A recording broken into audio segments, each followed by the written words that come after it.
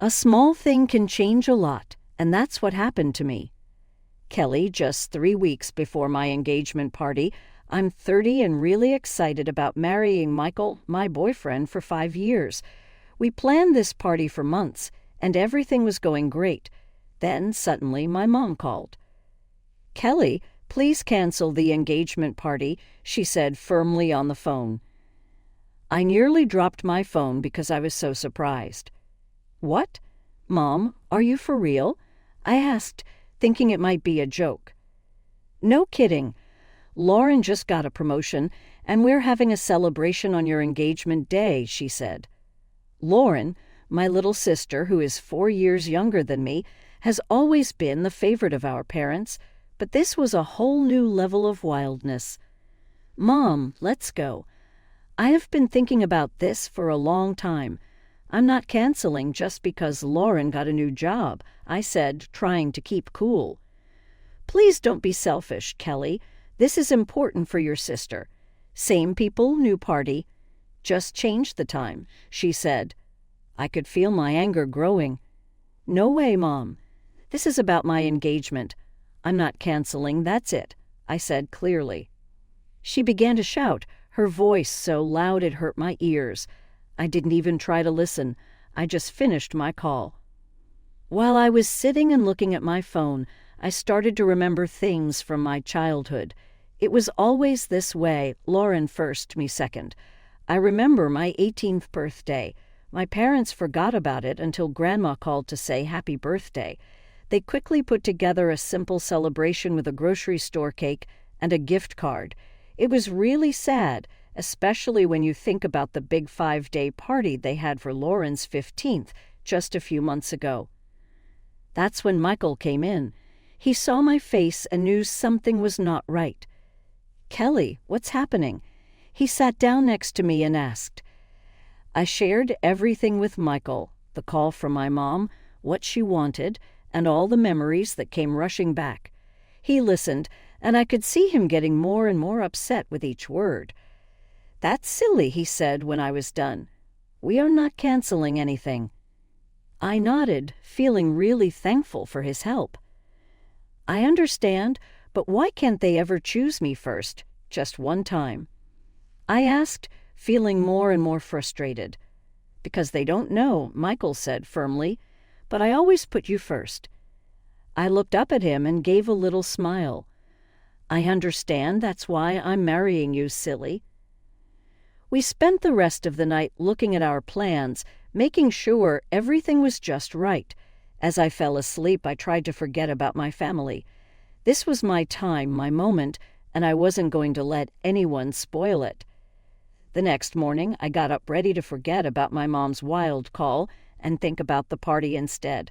I had so much to do, send invites, organize decorations, you know it. Then my phone vibrated. It was my cousin Julie.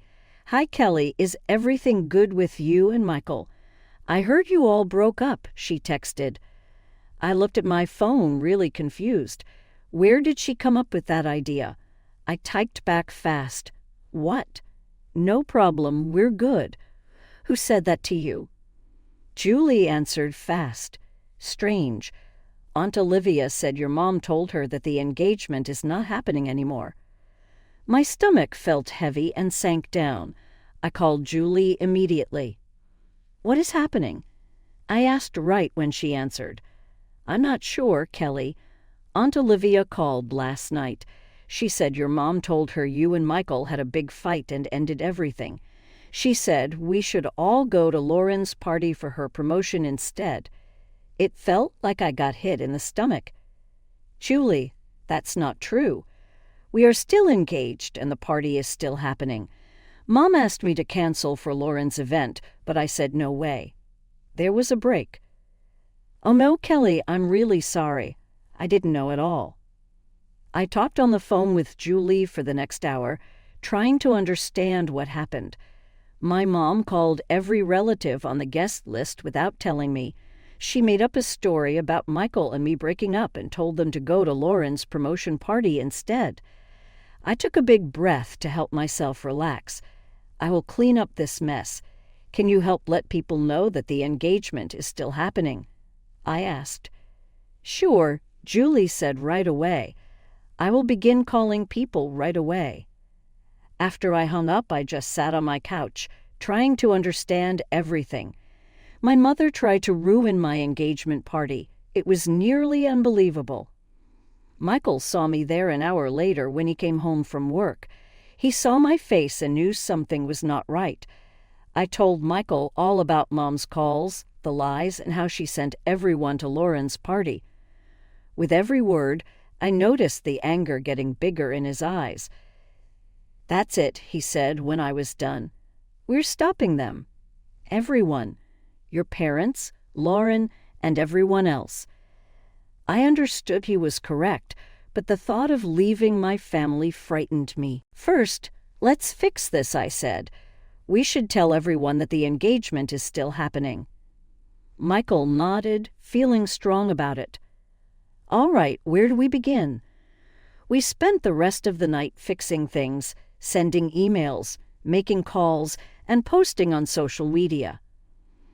I wrote a big message that explained everything and sent it to everyone on our guest list. It was tiring and embarrassing to keep saying that no, Michael and I hadn't split up, and yes, the engagement party was still on. When we were done, it was long after midnight. My voice was rough from talking a lot, and my eyes hurt from looking at screens. "We did it," Michael said, giving me a hug. "Everything will be fine." I wanted to trust him, but I couldn't ignore the feeling that this was only the start. Mom's betrayal brought back old hurts. All the times I was ignored, all the times Lauren was the favorite. It all came rushing back. The next day, I decided to visit Aunt Nicole. She's my dad's sister and has always been pretty nice to me. I figured I'd invite her to the engagement party in person and clear up any confusion. When I got to her place, I heard voices coming from the living room. I was about to call out a greeting when I overheard something that made me stop in my tracks. "I can't believe Kelly would do such a thing," Aunt Nicole was saying, canceling her own engagement party just to spite her sister. So childish. My heart sank. It was another lie spread by my own family to cover up the first one. I was about to burst in and set the record straight when I heard another voice chime in. "I know, right? Poor Lauren must be devastated after all that hard work to get promoted, and now Kelly is trying to steal her thunder." I recognized that voice. It was my cousin Maria. I always thought we were close, but there she was, gossiping about me behind my back. I couldn't take it anymore. I stepped into the room and asked, "Is that really what you think of me?" Both women jumped like they'd seen a ghost. Aunt Nicole was the first to recover, quickly putting on a fake smile. "Kelly, sweetie, we didn't hear you come in."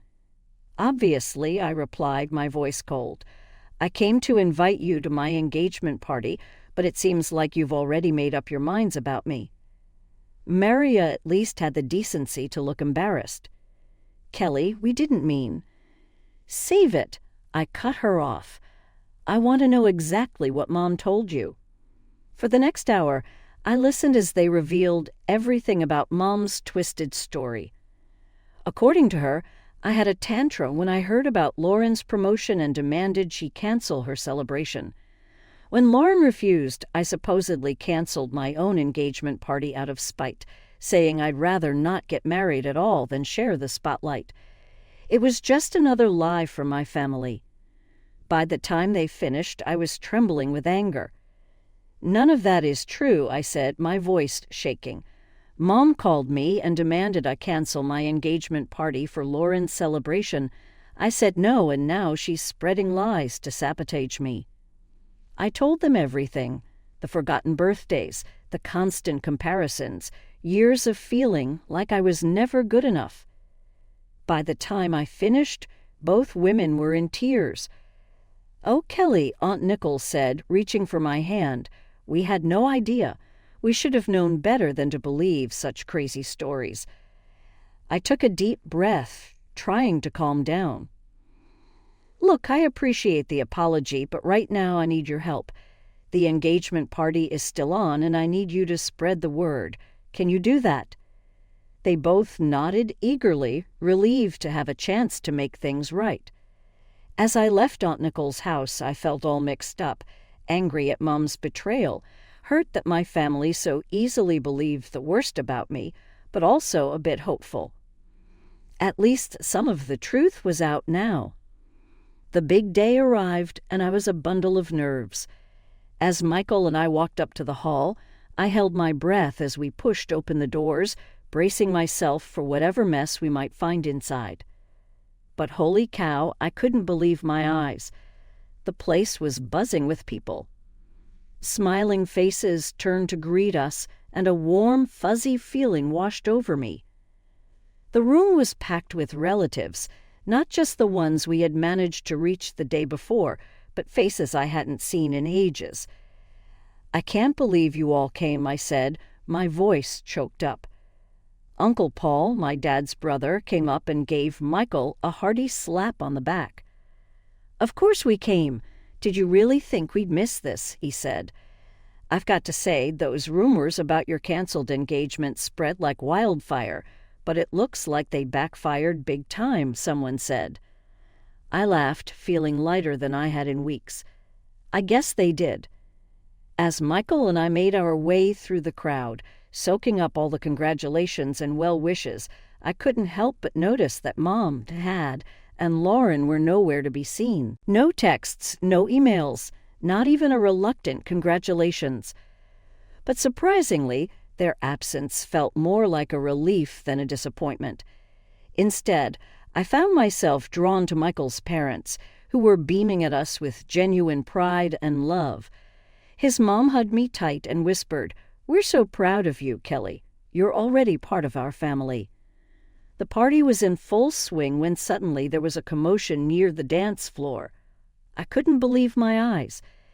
There was my 83-year-old grandma in the middle of what she called an incendiary dance from her youth. "Come on, you young ones," she called out, her eyes twinkling mischievously. "Let me show you how we used to dance back in my day." The crowd went wild as Grandma twirled and swayed, moving surprisingly well for her age. Soon, others joined in and the dance floor turned into an amazing multi-generational dance-off. As I mingled with the guests, I couldn't help but overhear bits of gossip about all the family drama leading up to today. "Can you believe what Kelly's mother tried to do?" I heard Cousin Maria say to another relative. She tried to cancel her own daughter's engagement party for her other daughter's work thing. "It's nuts." "I know," the other voice replied. "Poor Kelly has always gotten the short end of the stick in that family. I'm glad she's finally standing up for herself." Instead of feeling embarrassed or upset by these conversations, I felt validated for once. My relatives were seeing the truth about my family dynamics, and they were on my side.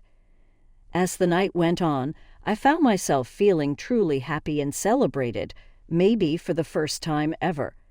The absence of my immediate family, which I had been so worried about, instead felt like a huge weight had been lifted off my shoulders. The day after our amazing engagement party, Michael and I were relaxing on the couch, reliving the awesome moments from the night before when my phone rang. My stomach flipped when I saw it was Mom calling. Against my better judgment, I answered the call. "Hello." "You ungrateful, nasty girl." Mom's voice screeched through the phone. "How dare you?" I held the phone away from my ear. Her angry rant was loud, even from a distance. Michael looked at me concerned, but I shook my head, signaling that I'd handle it. "Mom, what?" "Don't you mom me." She cut me off. "You've humiliated your sister. Only 5 people showed up to her party for her, and they were just those nosy old aunts who'd go to anything." I took a deep breath, trying to stay calm. "I'm sorry you're disappointed," I said. "But Lauren is crushed. She cried all night. This was supposed to be her moment, and you ruined it with your selfishness." I felt my patience slipping. Mom, I've been planning my engagement party for months. Lauren's promotion party was a last-minute thing, and she knew it clashed with my engagement. That's no excuse, she interrupted. Family comes first, Kelly. But clearly, you don't understand that. Before I could respond, she hung up on me. Immediately after the call, my phone buzzed with a text from Lauren. Hope you're happy. You've ruined everything. I'll make you pay for this humiliation. I showed the message to Michael, who frowned. She can't be serious, he said. The next 3 weeks were quiet, and I started to think maybe the storm had passed. But then, one afternoon, there was an unexpected knock at our door. I opened it to find Michael's parents standing there, looking worried. Mr. and Mrs. Adam, what a surprise. Is everything okay? I asked. They exchanged a glance before Mrs. Adams spoke. Kelly, dear, can we come in? We need to talk to you about something. My heart sank as I led them to the living room. Once we were all seated, Mr. Adam cleared his throat. Kelly, we've heard some troubling rumors. There's been talk that you've been cheating on Michael. I felt like I'd been slapped. What? That's ridiculous. I would never. We know, dear, Mrs. Adam interrupted gently. We've known you for years. We don't believe it for a second. Relief washed over me, quickly followed by anger as I realized where these rumors likely came from. It's my sister, I said, my voice shaking a bit. She threatened to get back at me for ruining her promotion party. She must be spreading these lies. Mr. Adam nodded grimly. We figured as much. We wanted to come to you directly rather than let these rumors spread. As they left, they promised to help squash any rumors they heard. I felt all mixed up inside. I was touched by the Adams' support and trust in me, but I was also furious at Lauren. How could she sink so low? A few days after the drama with Michael's parents, I got a call from Mom. Her voice, usually so cheery, sounded worried. Kelly, sweetie, she started, I've heard about all this mess with your parents and Lauren. Don't you think it's time to bury the hatchet? I sighed, feeling the weight of her expectations. Grandma, it's not that easy. They've really hurt me. I know, honey, but they're family. Surely there's a way to patch things up, she said. I could hear the plea in her voice, and it tugged at my heartstrings. Grandma had always been there for me, even when the rest of my family wasn't. I hated disappointing her. What do you think I should do? I asked, already dreading the answer. Why don't you try reaching out? Make a peace offering. Show them you're willing to mend fences. I closed my eyes, torn between my love for Grandma and my need to protect myself. After a long moment, I sighed. Okay, Grandma, I'll try for you.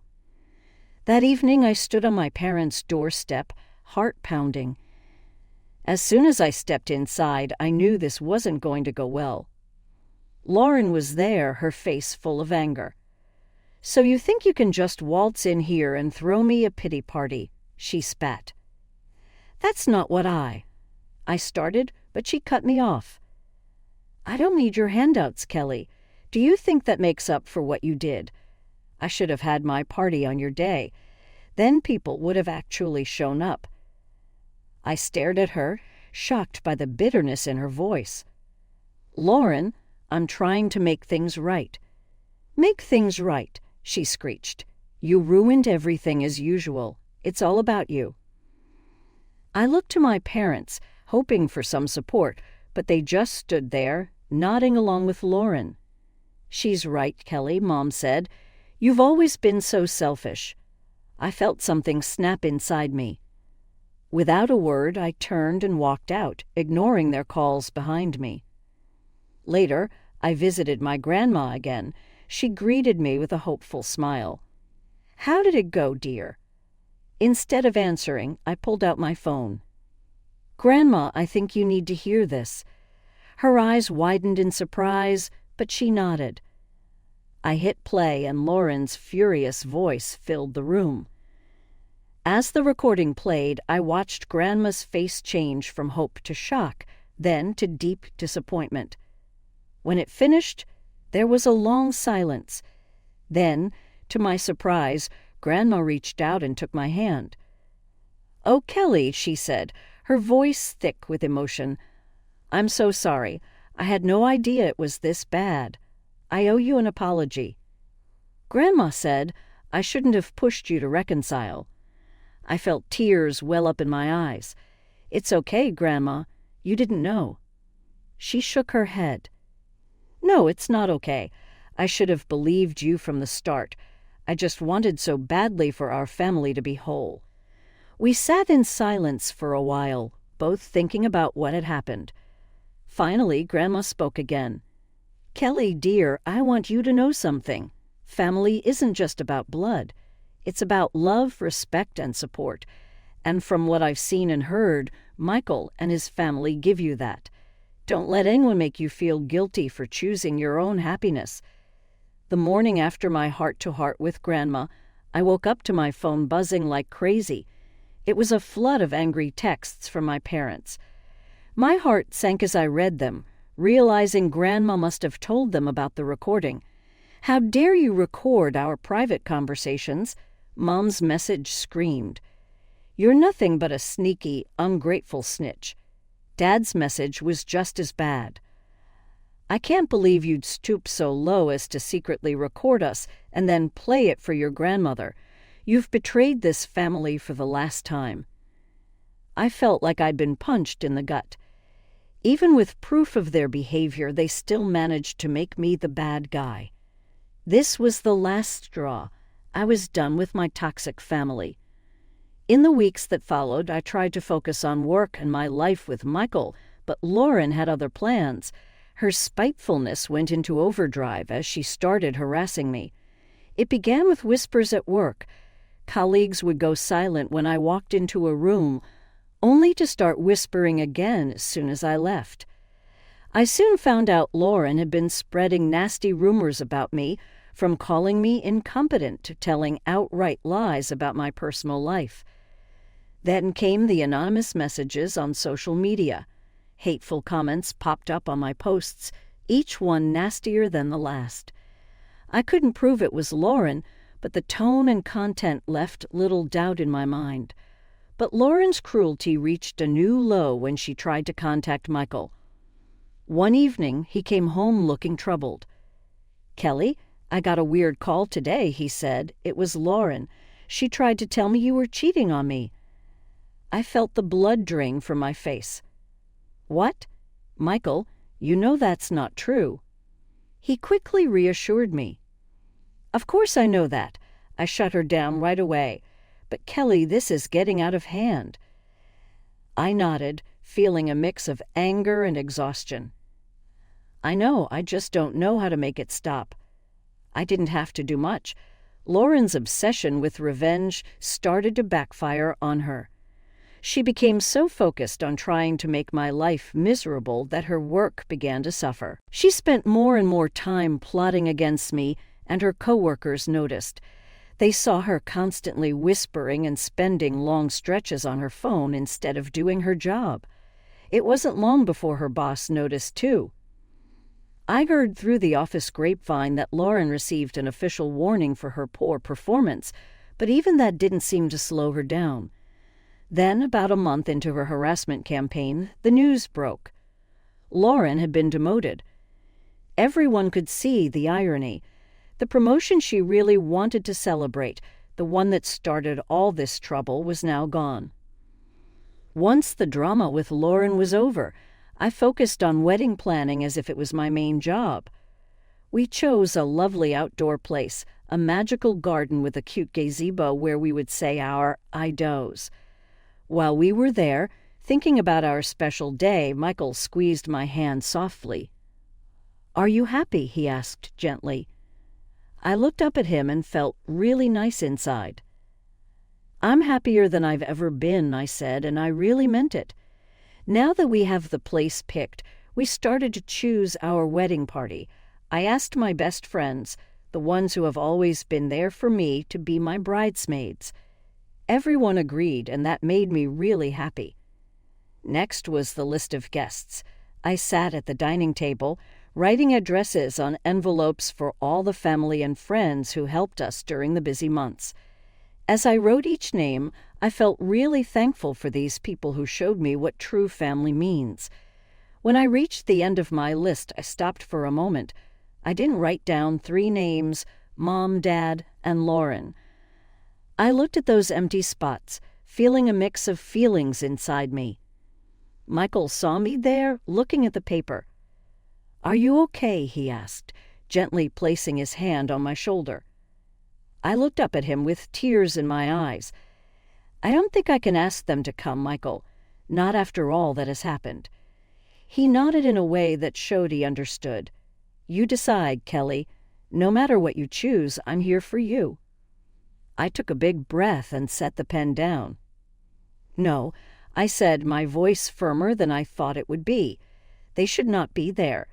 This day is for celebrating love and support, but they haven't shown me that."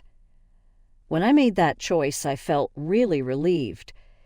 This wedding was about beginning a new part of our lives with people who really cared about us around us. I felt sure that having Michael with me meant I was making the right choice. When I said those words, it felt like a big weight was taken off my shoulders. It was a mix of feelings, knowing that ending my relationship with my harmful family was the best choice for my future. There was sadness, but it also came with a strong feeling of relief. The weeks went by quickly, and soon it was our wedding day. As I stood in front of the mirror in my bridal suite, fixing my veil, I felt a calmness I hadn't experienced in a long time. As I walked down the aisle to Michael, I noticed the faces of the people who had helped us. Michael's parents were very happy. My grandma was wiping her tears with a tissue, and our friends and family, who had supported us through all the family issues, were smiling kindly. These were my friends, the ones who had taught me what true love and support really meant. When I got to Michael, he held my hands in his, and his eyes sparkled with love. When we said our vows, I felt really good about everything. This was my place. At the reception, with lots of laughter and happiness around me, I had a big thought. My engagement party a few months back was not only about celebrating our future marriage. It was the first day of my new life, a life where I felt included and could make my own happiness. As Michael and I danced for the first time as husband and wife, I put my head on his shoulder and felt really calm and happy. The journey was hard for sure, but it brought me to a place of strength, knowledge, and real happiness. "I love you," Michael said softly in my ear. "I love you too," I said, feeling really happy inside. At that moment, I realized that no matter what happened in life, we would handle it together. For the first time in my life, I felt excited about the future instead of scared. This was my new beginning, and I was excited to jump in with Michael next to me.